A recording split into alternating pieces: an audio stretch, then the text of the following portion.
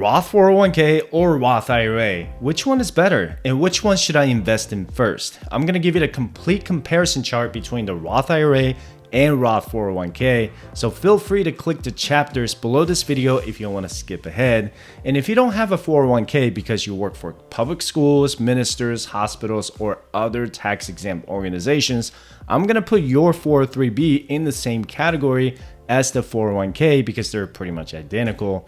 If you have a TSP because you're a federal employee or a member of the armed forces, I'm going to put that in the same 401k category as well because they work pretty much the same. The names are just different due to the eligibility requirements. 401k is for the private sector, 403b is for tax exempt or nonprofit organizations, TSP is for federal employees and the military, and IRA is for individuals. The investment options are limited for 401k, 403b, and TSP, but with the IRA, you can choose to invest whatever is available with the broker you choose. Most 401ks provide employer matches, but some still don't. So when you're looking for a new job, it's worth asking if they give you a 401k match. 403b, on the other hand, rarely gives out employer matches because they're not working to make a profit, right? For TSP, if you're in the blended retirement system or BRS, then you'll get a 5% employer match. If you're in the legacy retirement system or LRS, then you don't get a match at all. And the IRA doesn't give you a match because it's an individual retirement account without any employer backing. For the contribution limits, 401k, 403b, and TSP are all the same at $22,500. You get an additional $7,500 in catch-up contribution if you're over the age of 50. With the 403b, there's what's called a special 15-year catch-up contribution in the amount of $3,000 if you work for the same employer for over 15 years. The catch-up contribution for 401k, 403b, and TSP are adjusted based on inflation every year, but IRA is not. IRA will remain at $1,000 for age 50 or older until Congress passes an amendment or a bill to make it on an inflation-adjusted basis. The other common question I get is if you can contribute to both 401k, 403b, and TSP at the same time. The short answer is yes. Some people have multiple jobs, like if they're in the Guard or Reserve of the Armed Forces and working for either a nonprofit or for-profit company, then they could have both TSP and 401k or 403b at the same time, but there's a combined limit to prevent people from stashing away too much money in their retirement accounts. So $22,500 is limited to the individual and not the plan itself. You have to be extremely careful with your contribution limit because you have to manually calculate how much you contribute to both retirement accounts, or you'll get penalized by the IRS for over contributing to both accounts.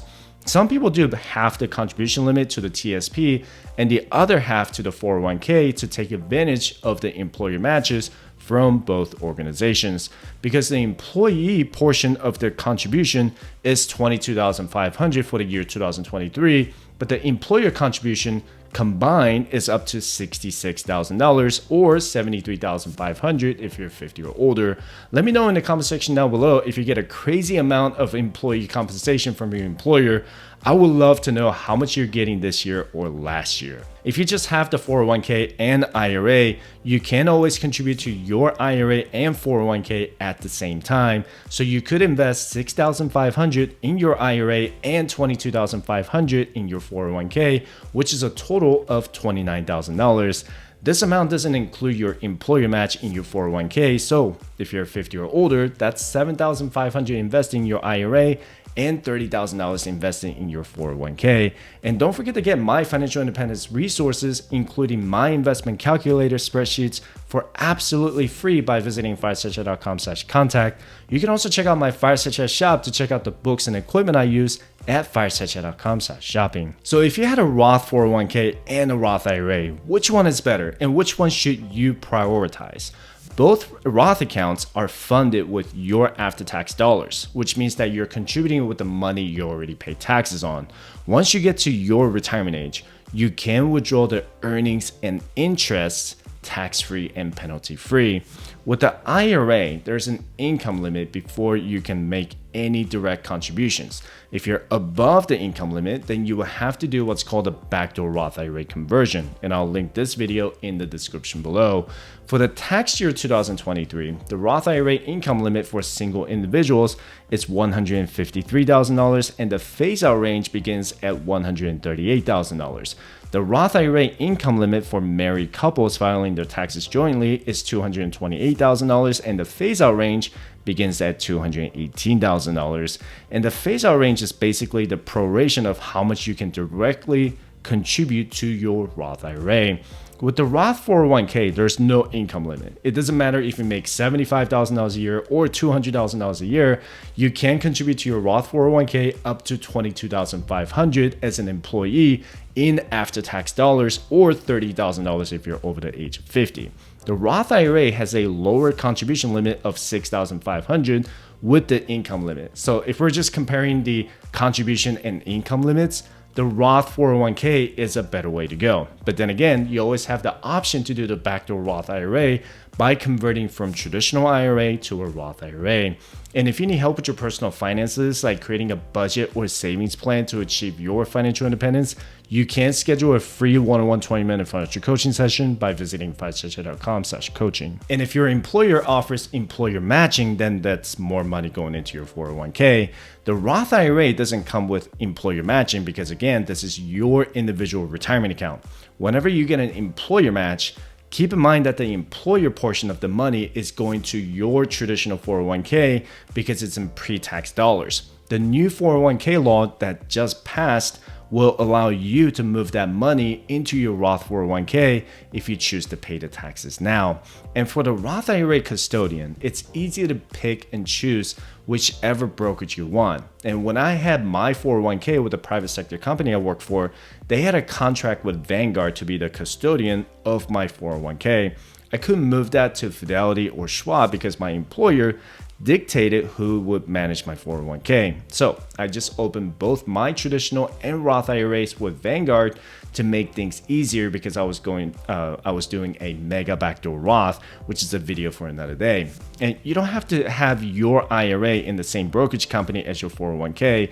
If you already have your IRA with Fidelity, then there's no reason for you to move it to Vanguard or something else if that's where your 401k is. And for the Roth IRA investment options, the sky is the limit. You can invest in any publicly traded investment like stocks, bonds, ETFs, and mutual funds. With the Roth 401k, your investment options are limited based on your 401k plan with your employer. The 401k plan I had with my previous employer only had about 15 different mutual funds, and most of them were actively managed mutual funds with high management fees. They also offered the Vanguard target date retirement funds, which had lower expense ratios, but I just didn't like how conservative they were. And I was in my early 30s, and the target date retirement fund, based on my age, had their stock allocation at 90% stocks and 10% bonds. You can obviously do whatever you want, and this is not in any form of financial advice, but I chose to invest 100% in stocks because I was risk tolerant, and I still am. I wanted to have control over my portfolio allocation, and the target date retirement funds didn't allow me to do that. As for the Roth IRA withdrawal rules, you can't actually withdraw what you contributed to your Roth IRA at any time tax-free and penalty-free. So if you directly contribute $6,500 to your Roth IRA in the year 2023, you can withdraw that $6,500 whenever you want. It's the earnings and interest that accrue from investing that $6,500 will be taxed and penalized if you withdraw them before you turn 59 and a half. You should also be aware of the 5-year rule. If you're over the age of 59 and a half and you've had your Roth IRA for less than 5 years, you're not going to get penalized, but you will get taxed on the earnings and interest. If you've had your Roth IRA for more than 5 years, then you're not going to get penalized or taxed on your Roth IRA distributions at all. You can check out the Roth IRA withdrawal rules video linked in the description below. As for the Roth 401k withdrawal rule, there used to be required minimum distributions until Congress passed Secure Act 2.0. I made a mistake in the 401k video, and I made a correction in the comment section of that video. And I just totally missed that part when I read the 4,000 page bill, and I will continue to be transparent on my channel. The RMD rules will no longer apply to your Roth 401k starting in January 2024. The after-tax contribution you made to the 401k is not taxable, but the earnings and interests are liable for taxes and penalties. However, if you decide to make early withdrawals from your Roth 401k before turning 59.5, the early withdrawals will have to be prorated between non-taxable contributions and taxable earnings. For example, let's say you have $90,000 in contributions and $10,000 in earnings. Then your taxable earnings ratio is 10% because $10,000 divided by $100,000 is 10%, right? So if you make a $5,000 early withdrawal from your Roth 401k, it's gonna include 10% or $500 in taxable earnings. The $500 taxable earnings will also get penalized for 10% and taxed by the IRS. Also, if you're 55 years old and you decide to quit your job and retire, you can withdraw from your Roth 401k penalty-free, but you will still owe income taxes on the earnings and interest. And this is also known as the Rule of 55. I know that was a lot of information, but I just simply follow my financial independence checklist. And if my 401k comes with an employer match, I'm gonna contribute up to that amount first. The next step is to maximize my Roth IRA and HSA contributions. And then the next step is to maximize my Roth 401k contributions up to $22,500. Between my wife and I, we are contributing a total of $45,000 to our employee retirement accounts, $13,000 to our Roth IRAs, and $7,750 to our HSAs.